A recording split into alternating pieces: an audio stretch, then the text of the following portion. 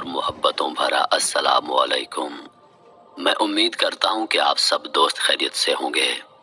اللہ پاک سے دعا ہے کہ اللہ پاک آپ کی تمام جائز خواہشات کو پورا فرمائے اور آپ کو اپنے حفظ و امان میں رکھے، آمین۔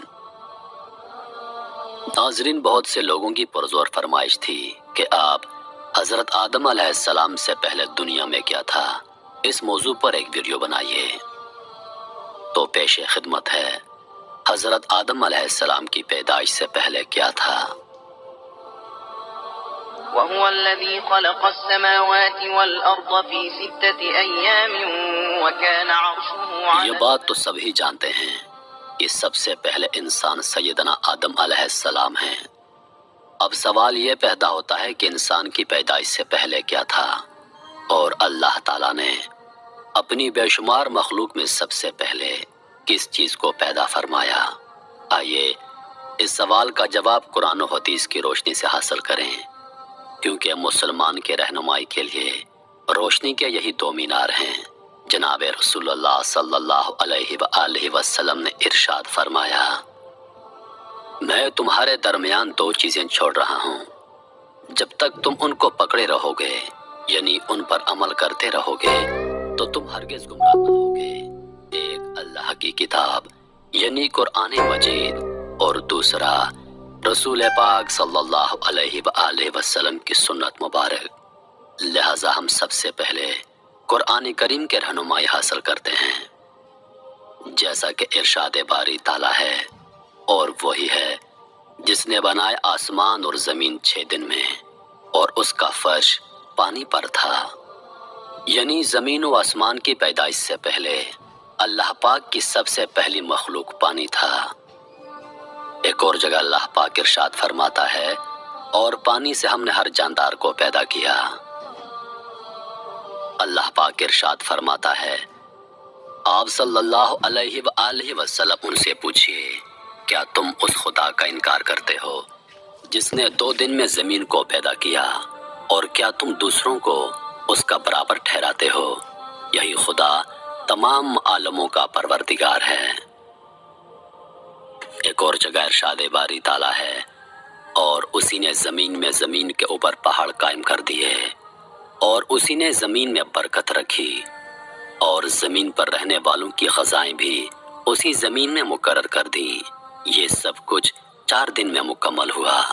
دریافت کرنے والوں کے لیے یہ واضح بیان اور پورا ہے۔ ایک اور جگہ اللہ تعالیٰ ارشاد فرماتا ہے، پھر اللہ تعالیٰ نے آسمان کی جانب توجہ فرمائی، اور وہ اس وقت ایک دھواں سا تھا، سو اس سے اور زمین سے ارشاد فرمایا، تم دونوں حاضر ہو جاؤ خوشی سے یا دباؤ سے۔ انہوں نے عرض کیا، ہم دونوں خوشی سے حاضر ہیں۔ 2 دن میں ان کو 7 آسمان بنا دیا، اور ہر ایک آسمان میں اس کے مناسب حال حکم بھیج دیا، اور ہم نے آسمان دنیا کو چراغوں یعنی ستاروں سے آراستہ کیا، اور نیز اس آسمان کی دنیا کی حفاظت کی۔ یہ اس خدا کا مقرر کردہ نظام ہے جو کمال قوت اور کمال علم کا مالک ہے۔ زمین اور اس کے متعلق چیزیں یہ سب 4 دن میں اللہ تعالیٰ کے حکم سے مکمل ہوئیں۔ 2 دن میں زمین بنائی گئی، اور 2 روز میں اس کے متعلق یعنی زمین میں قسم قسم کے درخت، میوے، پھل، غلے، حیوانات، کانیں وغیرہ پیدا فرمائیں۔ زمین اور اس کے متعلق اشیاء کی پیدائش کے بعد اللہ تعالیٰ نے آسمانوں کی طرف توجہ فرمائی۔ آسمان کے وجود میں آنے سے پہلے سارا خلا دھوئیں کی طرح تھا۔ اس سے اللہ تعالیٰ نے 7 آسمان بنائے۔ پھر آسمان و زمین کے ملاپ سے دنیا بسائی گئی۔ آسمان سے سورج کی شعائیں آئیں، گرمی پڑی، ہوائیں اٹھی، ان سے گرد اور بھاپ اوپر چڑھی۔ پھر پانی بن کر بارش برسی، جس کی بدولت زمین سے طرح طرح کی چیزیں پیدا ہو گئیں۔ زمین و آسمان کے متعلق یہ سب کام اللہ تعالیٰ نے 6 دن میں مکمل فرمائے، جیسا کہ اللہ تعالیٰ ارشاد فرماتا ہے، بے شک تمہارا رب اللہ ہے جس نے پیدا کی آسمان اور زمین 6 دن میں۔ اس کے بعد اللہ تعالیٰ نے زمین پر پہاڑ قائم فرمائے۔ اللہ تعالیٰ نے جب زمین کو پیدا فرمایا تو وہ حرکت کرنے لگی۔ اللہ تعالیٰ نے پہاڑوں کو پیدا فرما کر زمین پر رکھا تو زمین کی حرکت بند ہو گئی۔ اللہ تعالیٰ نے جب زمین کو پیدا فرمایا تو یہ حرکت کرنے لگی، اور اللہ تعالیٰ نے اس کی حرکت کو روکنے کے لیے پہاڑوں سے میخوں کا کام لیا۔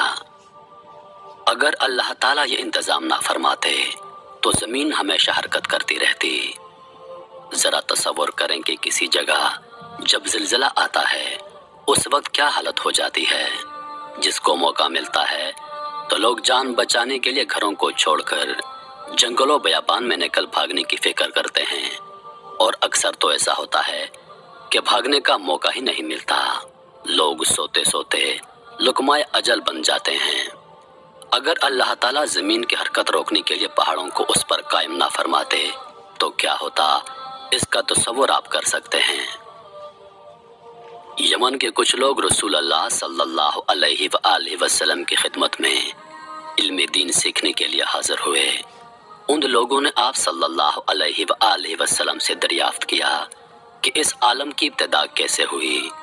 رسول پاک صلی اللہ علیہ وآلہ وسلم نے ارشاد فرمایا، دنیا کے وجود سے پہلے صرف اللہ تعالیٰ کی پاک ذات تھی، اس سے پہلے کچھ بھی نہ تھا، اور اللہ کا عرش پانی پر تھا۔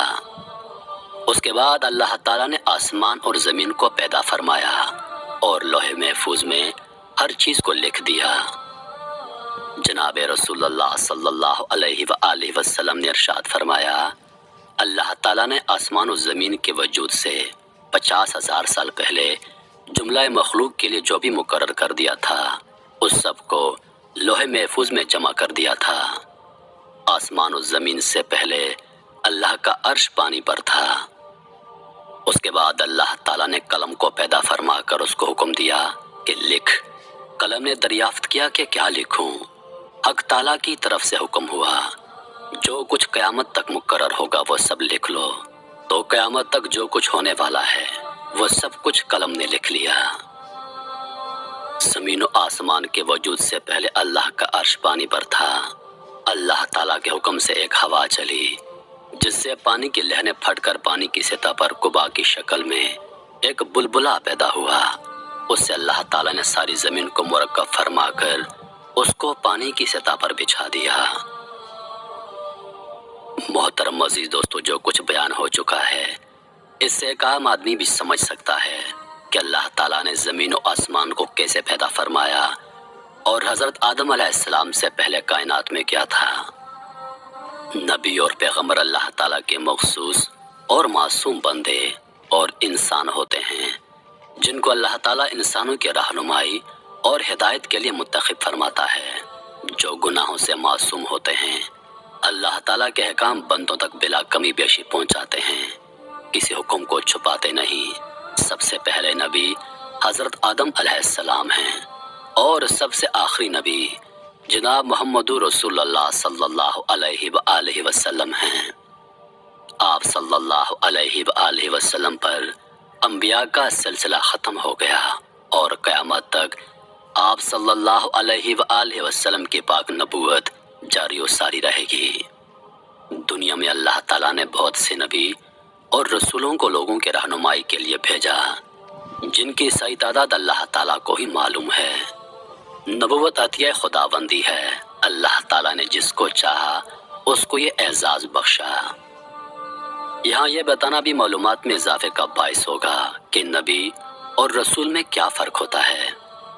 نبی اور رسول میں تھوڑا سا فرق ہے، وہ یہ کہ رسول اس پیغمبر کو کہتے ہیں جس کو نئی شریعت اور نئی کتاب دی گئی ہو، جیسے حضور نبی کریم صلی اللہ علیہ وآلہ وسلم، حضرت موسیٰ علیہ السلام، حضرت عیسیٰ علیہ السلام، حضرت داؤد علیہ السلام۔